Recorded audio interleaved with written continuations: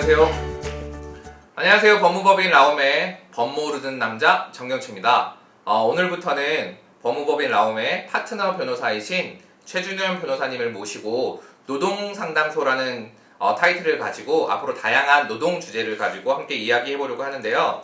최준현 변호사님은 지금 법무법인 라움에서 다양한 법률 문제를 해결하고 특히 고용노동부에서 노동변호사로 활동했던 그런 경력을 가지고 다양한 노동 문제들을 특히 잘 이렇게 풀어나가고 있습니다. 네, 변호사님 바쁘신 와중에도 오늘 시간 내주셔서 감사합니다. 네, 반갑습니다.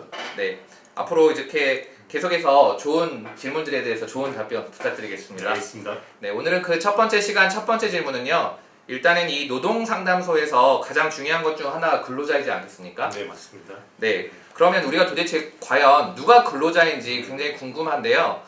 만약에 우리가 아르바이트나 혹은 일용직이나 이런 다양한 종류의 직업들이 있는데 과연 근로자가 되려면 어떻게 해야 되는지 오늘 최준현 변호사님 먼저 알려주셨으면 좋겠습니다. 네, 제가 많이 받는 질문 중 하나가 자기는 분명히 돈을 받으면서 그 근로를 제공했는데 왜 고용노동부나 법적 분쟁이 발생했을 때 근로자로서 보호를 받지 못하느냐라는 질문이 너무나도 많았습니다. 그렇다면 우리가 근로기준법에서 정의하고 있는 근로자가 무엇인지에 대해서 한번 살펴보도록 하겠습니다. 근로기준법 제2조 1항 제1호는 근로자에 대해서 직업의 종류는 상관이 없으나 사업장에서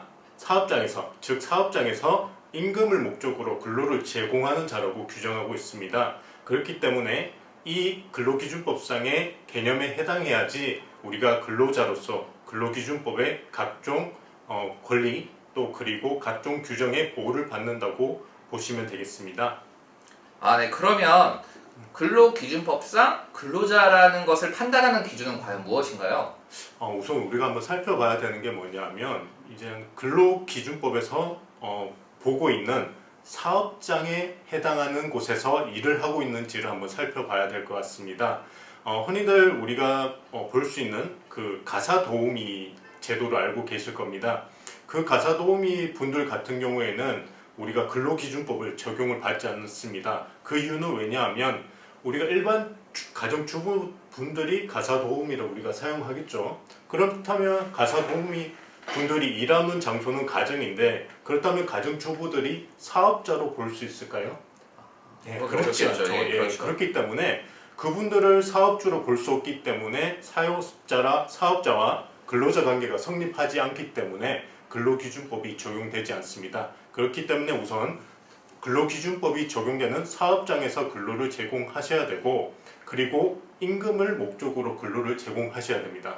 마지막으로 제일 중요한 것은 사용자와 근로자 사이 관계에서 근로자가 사용자로부터 종속되어서 지휘 감독을 받는 관계가 성립해야지 근로기준법이 적용을 받는 근로자에 해당한다고 보시면 되겠습니다. 그러면 방금 사용 종속 관계라는 그런 이야기를 하셨는데요. 네. 변호사님, 그러면 이 사용 종속 관계라는 것을 저희가 일반인들은 판단하는데 굉장히 어려운데 이걸 판단하는 기준은 무엇일까요? 네, 이 사용 종속 관계에 대해서 예전부터 학계나 그 판례에서 즉 법원에서 그 적용 기준에 대해서 많은 논의가 있었습니다. 근데 시간은 지났지만 대법원에서 이 사용 종속 관계에 대해서 분명하게 기준을 제시했습니다. 제가 그 판단 기준이 너무나도 한 10가지 정도 되는데요. 제가 중요한 부분에 대해서 일단 우선적으로 좀 말씀을 드리겠습니다. 우선 제일 중요한 거는 업무 수행에 있어서 그 업무 내용을 사업주가 정해서 그대로 근로자가 이행을 해야지 사용종속 관계에 해당한다고 보는 그 기준이 하나 있고요. 그리고 중요한 건 출퇴근 시간이 정해져 있어야 되겠죠. 우리가 사장님들 같은 경우에는 우리가 보통 근로자들 같은 경우에는 9시에서 출근해서 6시에 퇴근하는데 사업자 분들께서는 특히 사장님 같은 경우에는 그 시간에 구애를 받지 않죠. 그런 것도 하나의 기준이 될 수 있고 또 중요한 것은 고정급이 있느냐 여부. 우리가 월급 매달 근로자분들 같은 경우에는 매달 월급을 받으시잖아요. 사업주분들 같은 경우에는 자신이 사업 수완에 따라서 그 고정급이 있는 것이 아니라 더 훨씬 많이 받을 수도 있고 적게 받으실 수도 있고 이렇게 유동적인 반면에 근로자분들은 고정급이 정해져 있는지도 하나의 판단 기준이 됩니다. 그리고 또 중요한 것 중에 하나가 그 사업장에서 그 비품 같은 거 있지 않습니까? 뭐 의자든지 책상이든지 이런 것을 근로자라고 주장하시는 분들이 그것을 자기가 직접 구입하는지, 사업주들이 그것을 근로 제공을 위해서 자신의 비용으로 지출하는지 여부도 중요하다고 보시면 되겠습니다.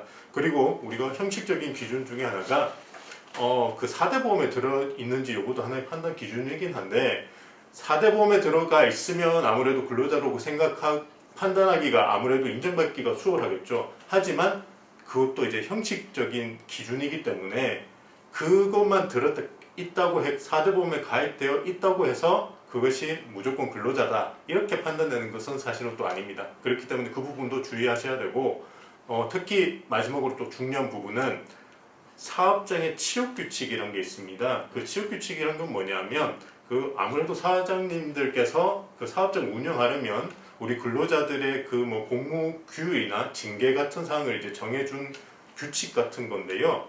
그것에 적용을 받고 있는지 여부가 중요할 것입니다. 만약에 제가 만약에 근로자로서 일하는데 잘못했으면 분명히 취업규칙상의 징계 규정에 적용을 받아서 뭐 면직, 감복 이런 규정에 적용을 받을 건데요. 사장님이 그런 규정에 적용을 받을까요? 아니잖아요. 그렇기 때문에 그것도 중요한 기준으로 보시면 됩니다. 이 외에 또 다양한 기준이 있긴 하지만 제가 앞서 말씀드렸던 기준들이 흔히들 이제 가장 중요하게 보는 포인트, 근로자성 판단에 있어서 중요하게 보는 포인트라고 생각하시면 될 것 같습니다. 그럼 아까 말씀하신 것 중 하나를 여쭤보면 그냥 형식상 사용자인 경우도 그렇게 근로자라고 볼 수 있는 경우들이 있나요? 이 부분이 되게 민감한 부분 중에 하나인데요. 우리가 이제 근로기준법에 적용되는 근로자인지 아니면 사업자인지 여부는 형식상 명칭에 구애되는 것이 아니라 실질상 근로관계, 즉 사용종속관계에 해당하는지 여부에 따라서 판단이 이루어진다고 보시면 됩니다. 즉 만약에 근로자 같은 경우에 우리가 사업주들이 근로자로 채용을 하긴 했지만 계약서상의 프리랜서나 위탁 계약을 체결하시는 경우가 종종 있습니다. 그런데 그 프리랜서나 위탁 계약을 보면 이 사람들은 형식상으로 근로자가 아닌 것처럼 보입니다. 왜냐하면 4대 보험 적용도 받지 않고 그 사업소득세 3.3%를 떼기 때문입니다. 근데 그렇게 본다면 이분들 같은 경우에는 우리가 사업주로 볼 수도 있는데, 근데 실질상 보면 제가 방금 앞서 말씀드렸던 대법원에서 그 판단 기준, 즉 사용 종속 판단 기준에 비추어 봤을 때 실질이 근로자라고 인정된다면 아무리 계약서에 위탁이나 프리랜서 계약을 체결하셨다고 하더라도 근로자로서 인정받아서 뭐 퇴직금이나 뭐 연차 등 이런 보호를 받으실 확률이 높다고 보시면 될 것 같습니다. 그동안 되게 궁금했었던 것들을 좀 시원하게 알려주셔서 감사합니다. 예. 근데 그러면 이제 실질적인 좀 문제로 좀 들어가 보면 저희는 이제 내가 근로자다라고 이렇게 주장을 할 때 가장 좀 주의해야 할 부분들이 어떤 부분들이 있을까요? 그런 부분에 있어서 가장 좀 상담 많이 받으실 것 같은데. 예, 맞습니다. 이 질문이 정말 이제 제가 많이 받고 있는 질문 중 하나인데요.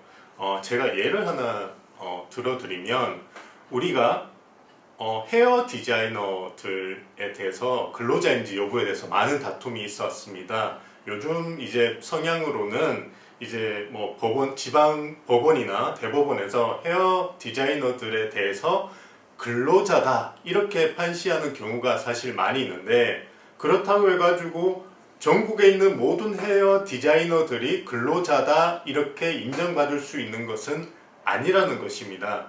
예를 들어서 헤어 디자이너들이 같은 공간에서 일은 하고 있지만 어떤 헤어 디자이너 분들은 자신의 사업 수완을 이용해서 뭐 사업의 수익이 왔다 갔다 이제 편차가 크거나 아니면 원장님